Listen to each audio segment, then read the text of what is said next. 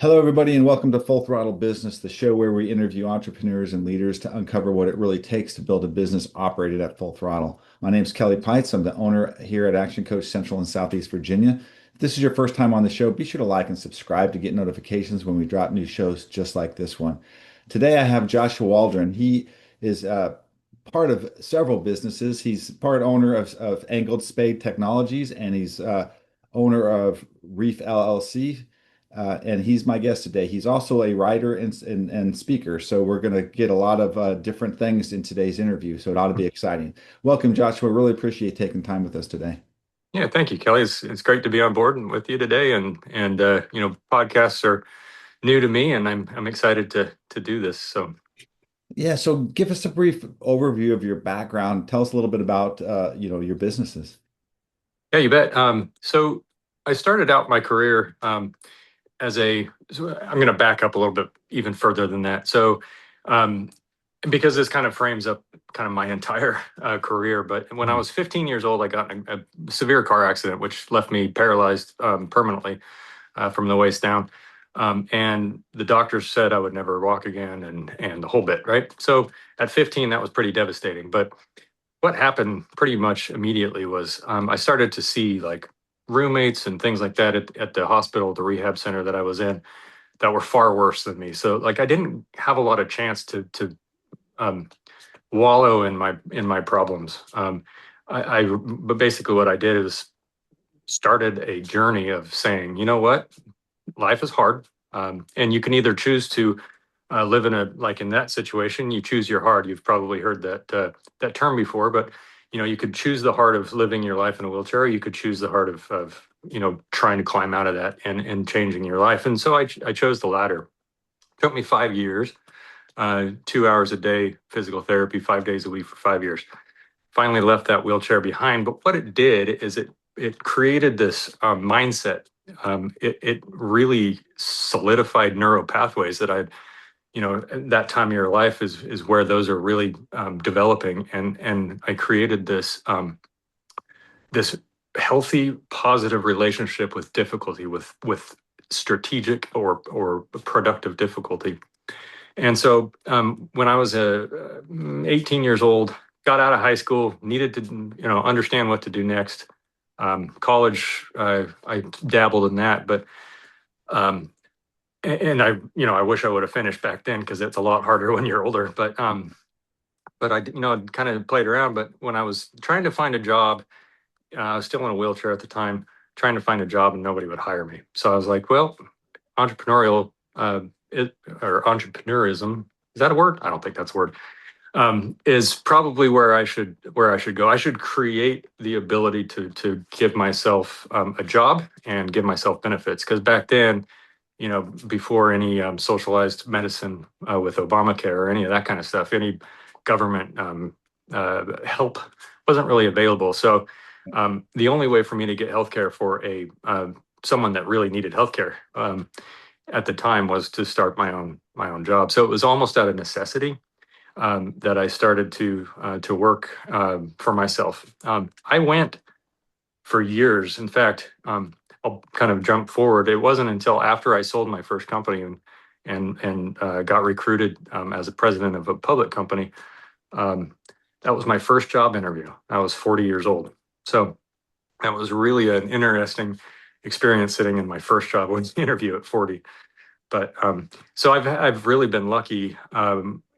Lucky, people could say lucky, but I've been blessed with um, a relentless curiosity and a entrepreneurial spirit that has put me into some really amazing situations and companies and all sorts of things. So in 2008, um, probably the biggest company that I've been involved with on an ownership level, I should say, was SilencerCo. I founded that in 2008. I grew that over a decade before leaving as CEO, but I grew that to a $70 million a year revenue, 385 employees, 80 something thousand square feet of manufacturing, vertically integrated.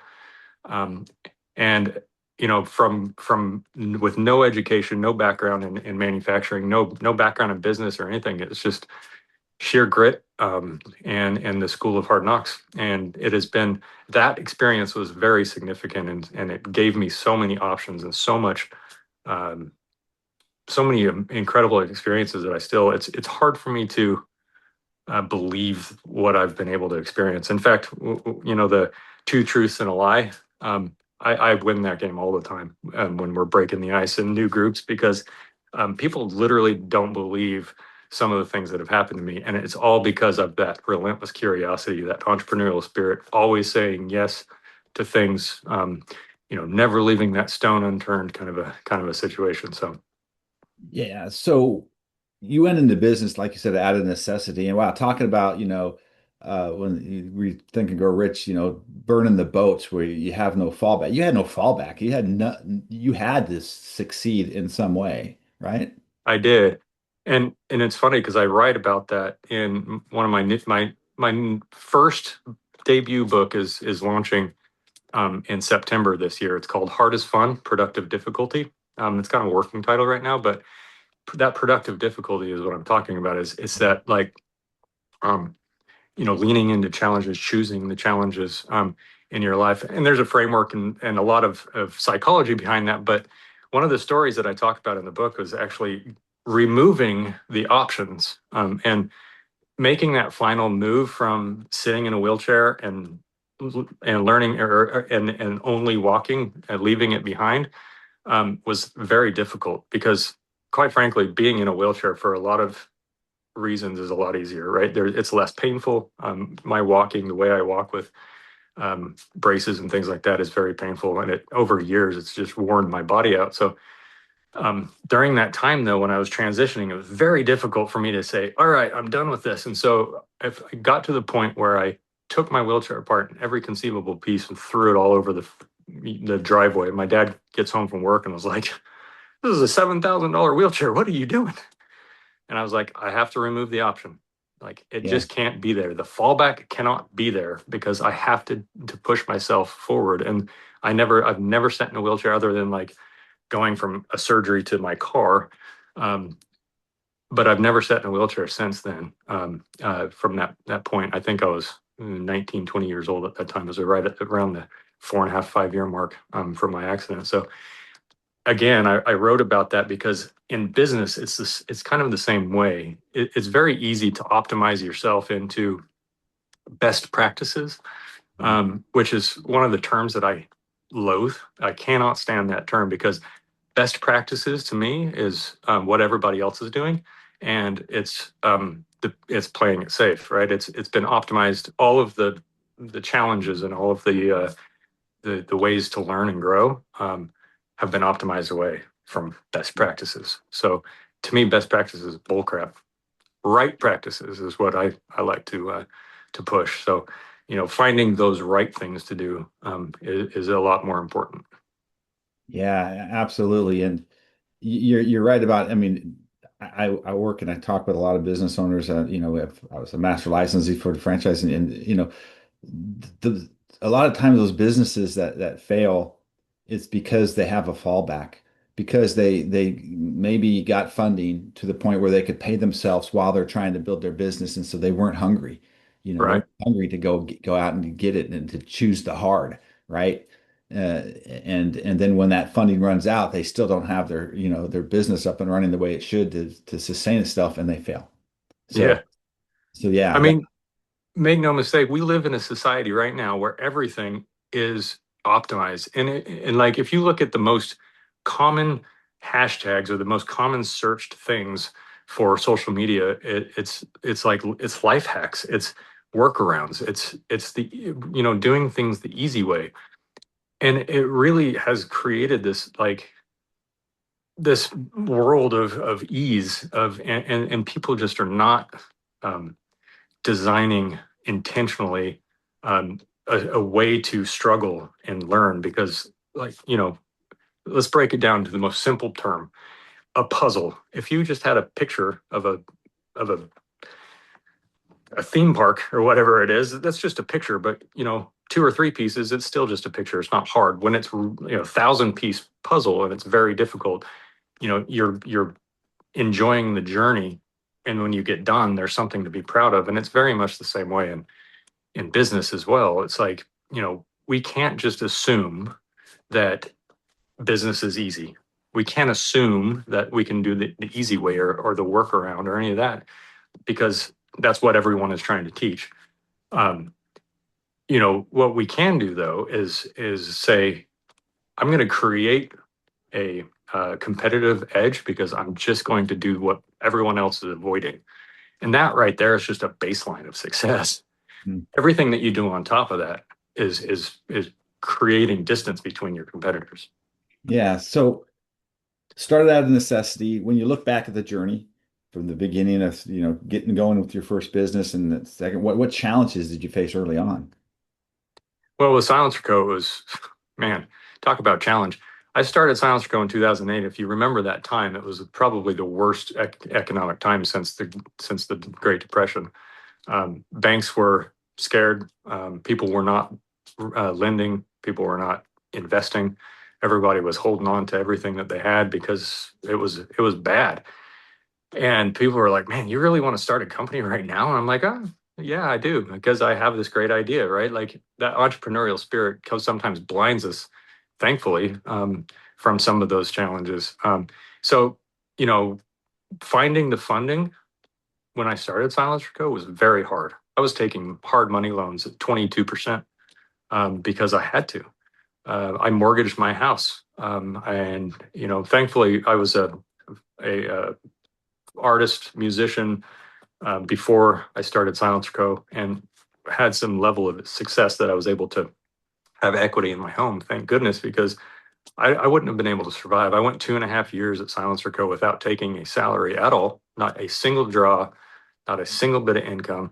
And then for the next year after that first 2.5 years, I was at 60,000 a year, right? Which is, in some people's book, that's great. But for me, I had a growing family and all of these. Yeah. I had a lifestyle that I created when I was a successful photographer that I needed to somewhat maintain. And I mean, it was hard. It was really hard. And going to work every day, and wondering if I was going to make it to the end of the week, wondering if I was going to make payroll, wondering if I was going to learn how to navigate the insane complexities of a silencer company. If you can imagine, silencers at that time were very obscure, and there was not a lot of education around it, and the red tape was massive. And so again, I'm trying to raise money in the hardest time with a very, very highly regulated business in a very difficult, volatile industry. And then I was like, oh, I should be vertically integrated. And so I started ordering machines and hiring people and bringing processes in house. And every single step along the way, everybody was just like, "You're out of your mind. This is not the way you should be doing this." Yet, doing it the hard way created such a distance between me and my competitors. I caused massive obsolescence in the industry, and I took market share within 5 years. Was the biggest player. And then I created a market that didn't really exist because that industry was so obscure. That section of the industry was so obscure. And it was a really you look back, it's like, holy cow, that was a lot of struggle. That was a lot of difficulty, a lot of uncertainty, a lot of fear, a lot of all of it. Yet it was still the most exciting time of my life. Yeah, that's awesome because when I don't know if you've ever read any Marcus Sheridan stuff on his marketing, but disruption of the industry is one of the key things he talks about. I mean, what can you do? What can you blog? What can you say that disrupts your industry to the point where your competitors are like, "What in the hell are you doing?" Yeah. Yeah. Yeah, and that's what's so great about my book that's being released in September, is it gives you the framework to actually not only find those opportunities within your industry, but then how to run it through a matrix and a framework that helps you make those decisions. Right? Is it this or this? Great, move to the next thing, and by the time you get through the framework, you have really good options of productive difficulty, of basically finding the challenges that the rest of your industry is avoiding because it's too hard, and then it becomes your moat around Yeah. your business. So those early challenges that you're speaking about, Mhm. what what impact did that have on your growth as a business owner and your growth as a person? Yeah, I mean, we only grow when we're in moments of struggle. There's never been any growth from sitting on the beach, right? Right. Other than your waistline. So, like, that is the ultimate time for growth. Is the more challenges that you have, and the more you lean into them and overcome them, you build self-efficacy. That self-efficacy gives you more confidence to take on bigger and bigger tasks, and it's that perpetual cycle that then, you know, to where nothing scares you anymore, right? Like, I remember with SilencerCo getting to the point where it was like, hey, we should do this thing, and everybody, my whole executive team was like, whoa, and I was just like, whatever. We've done much harder things, and and then fast forward to now, that mentality.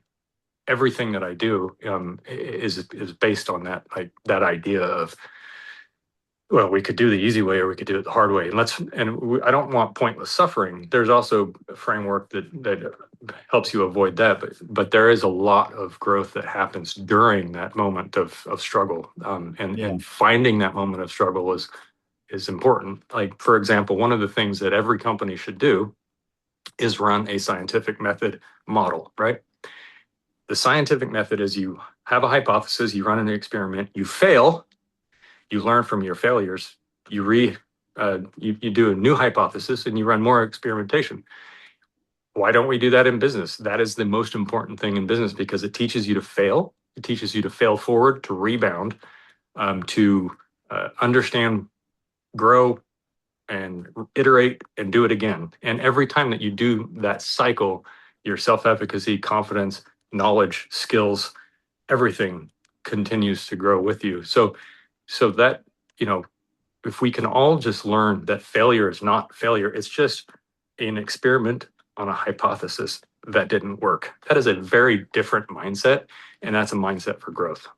Absolutely. And that's when you grow the most when you fail. You go more from failure than you do from success, right? So, uh, and yeah, I don't, is it really doing things the hard way, or is it more doing the hard things that people shy away from? I mean, it's both. It's the hard way. We all optimize. We've been given that, like, work smarter, not harder. Um, for years. I'm sure you're probably around the same age as I am. Like, that's how we grew up, optimize, optimize, optimize. And although there are some good optimizations that can happen, optimization also breeds complacency. Yeah. So I'm not saying to completely avoid optimization, or only take the hard route, because, like, that's just stupid. There's a lot of things that we shouldn't be suffering pointlessly suffering with, but if we have a framework to understand which of those challenges actually give you the growth that you're looking for, give you the edge that you're looking for, that's where the power and the beauty of it is. Yeah. And I think a lot of people optimize too soon. They optimize before they really understand every step and everything that needs to be optimized, and they're just jumping for maybe a technology solution or whatever, versus to optimize something, versus really understanding their steps. Because when you systemize in the business, that doesn't happen at the beginning of the business. That happens 4 or 5 layers up, right? After you've got a lot of other things in place, then you look at, okay, what can I systemize? What am I doing routinely that can be Yeah. systemized or optimized, right? If it can be systemized and optimized easily, and then you reallocate that time to reinvest just like you would money, Yeah. but you're reinvesting, then again, there's that's when optimization can be a positive thing. So I'm not 100% anti-optimization, because that would be insane. But I think that a good example is and exactly what you're saying. Optimizing too soon is a problem. So I wanted to um, learn the Adobe suite, right? All of it. I wanted to learn Photoshop and Illustrator and all of the things because I wanted to like control my own destiny. I'm like, hey, I'm an entrepreneur. I need to know all of these things so that I don't have to every time I have an idea and I want to do like a quick, logo brand idea and pitch deck or whatever, I don't have to hire someone, right? So I'm like, yeah, I'm going to get this software and I'm going to start leaning into it. So as soon as I got the software, I started to find the easiest way to do what I wanted to do, which was great for my workflow for a minute. But as soon as I wanted to increase that workflow or increase my skills, my business had grown to the point where I didn't have the time to go back and relearn. And so I still now, I've been working on Photoshop, Illustrator, InDesign, all that stuff since, I mean, early 2000s, and I'm still a hack at it. I still suck at it because I didn't do it. I optimized too soon, just like what you were saying. I didn't I didn't say, you know what, I'm going to bust my ass now so that I can enjoy it forever. Yeah. That's a very different thing than never enjoying it, right? Yeah, right, for sure. So, what's been some recent challenges that you're dealing with? Oh man. Well, I started to invest in real estate with you mentioned that I have a real estate company called REIF, and that is a very different world than anything that I've ever done. Even underwriting properties and the financial for a deal for a property is so different than financials for business that it's almost like I had to go back to school just for the finance part. So, um, I've got REIF, which is I've got 30 properties now in 2 years. So a lot of movement there. And then I have my writing, public speaking that I'm working on building, and around the hardest fun framework. And then I'm a full-time business consultant with a consultancy out of Connecticut called Angled Spade Technologies, where we've been designing products and managing supply chain manufacturing operations for clients. So we have really exciting clients in various industries. A lot of it's in the firearms industry because that's obviously where a lot of my expertise is. But so I have all of these things that I'm doing, and then I'm helping my daughter with the business, and got all this. I got all this stuff going on it, and it's just trying to find the time. And what's funny is people are like, "Hey, remember, if you're trying to chase two rabbits, whatever that adage is, you're not going to catch any." I don't know who said that, but um, I don't know, maybe Mark Twain. But I'm just going to guess. So, but like, this is the golden age of entrepreneurialism and the golden age of a side hustle, because we have what's called AI. And, I have been able to manage all of these companies and push them forward because I have more of me. I've got more time. I can get rid of tasks very easily. So, I've been really learning as much as I can to add AI into my workflow as much as possible. And now it's like opened the world up to me to be able to like take on more. But I've taken on so much that like sometimes I can't breathe. Yeah. Yeah. Well, isn't that interesting though? Because AI is optimizing your stuff, right? So there's It certain areas where you clearly need that, right? So it is, but it's the optimization that allows you to reinvest that resource yeah, of time into something that's more productive. absolutely. So, well, let's fast forward now and look Mhm. at what's coming next. Where do you see yourself in the next 3 to 5 years? Yeah, next 3 to 5 years. So Angled Spade is really exciting right now because we've been a consultancy for several years, and now we're raising money to to pivot and go back into the firearms industry with our own products. And so, I see great success in the future for Angled Spade, and I'm very excited about that. Um, and writing and public speaking is really where I see myself kind of transitioning maybe past the point where Angled Spade is mature enough to where we can sell it, or I can take a step back. But writing and public speaking is really where my heart is. That's why I'm starting writing now. That's why I'm launching books now. I love it. Uh, I feel like I have a lot of life earned wisdom that I can share with others to help them. Even if I can have one person not make the same mistakes as me, that would just be a win all in itself. And that's the fulfillment, the purpose side of my life that I really enjoy. And then I love real estate. I want to continue to invest. So I think that I am where I am going to be for the next 10 years. And that's super exciting because the previous 5 years of my life has been a little bit challenging to find out what's next after I left SilencerCo in 2018. I've been kind of floundering and flailing a little bit. Finished my degree during that time. I've had some great, projects going on, and then I got with Angled Spade a couple of years ago as a startup, and that's been fun. But I really am feeling great now about the direction. These are the three things that I'm pushing forward as hard as I can. So. Excellent. Yeah, that's awesome. So, what's been your approach to goal setting? I mean, how many goals do you set at a time? How do you document them? What's your time frame for them? So goal setting to me is I always do it because years are such an easy block, and I hate to lump it all in with New Year's resolutions just because they have such a negative connotation, right? Like Mhm. the first 2 weeks of the year, 80% of New Year's resolutions are broken, and so I don't like to say that, but I do like to use that as a goal, just like in any company.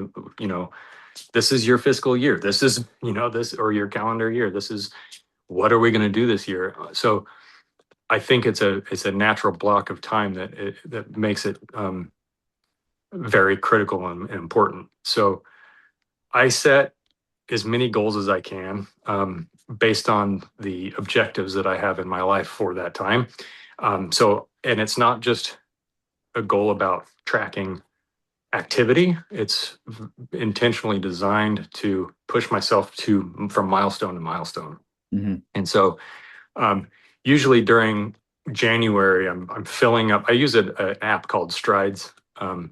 That's really amazing with goal tracking, goal building, and stuff like that. So if anyone listens to that, Strides is a great little app. But I kind of load that up with all of my objectives, and then I kind of wait to see how much how much more or actually I've never had to add more. I've always had to reduce it because I'm a little overzealous. So I fill Yeah. it up. I take the first month and a half to really kind of get into a flow, and then I go back into those goals, and I change the tracking system or the objectives are based on the first 60 days of trial, and Yeah. it's been really a great way to push myself forward. And so like by March, I'm really in a great groove, tracking towards the things that I want to accomplish this year. But I always make sure that all my goals or my group of goals have long-term goals that are past a year, short-term goals that are quick wins so that I can celebrate and Yeah. feel good about it. Yeah. On a Milestones to daily get basis. you to achieve the larger goal. Mhm. So yeah, no, that's awesome. I'll check that app out. That sounds pretty cool.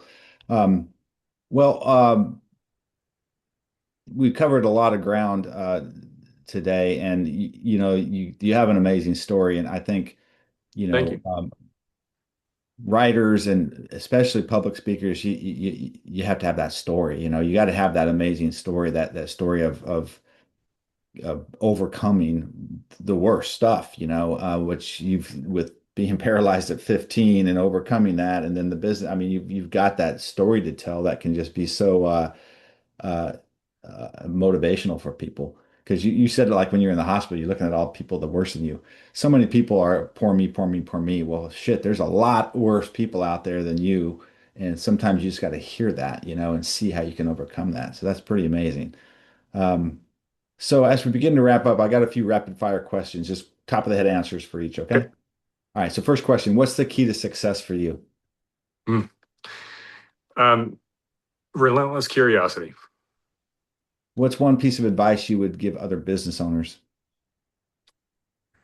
Pick something that scares you a little to do for your next big thing.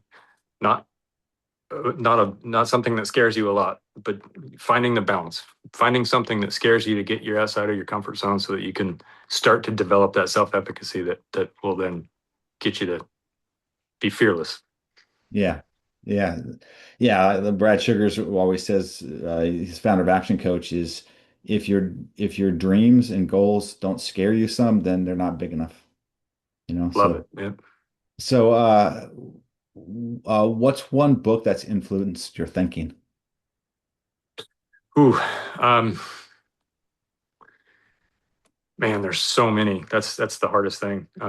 Because it depends on the topic. I think that the one that sticks, though, is Jim Collins' Good to Great. It's such a classic for a reason. There's so much gold in there. So that's always one that I refer to a lot.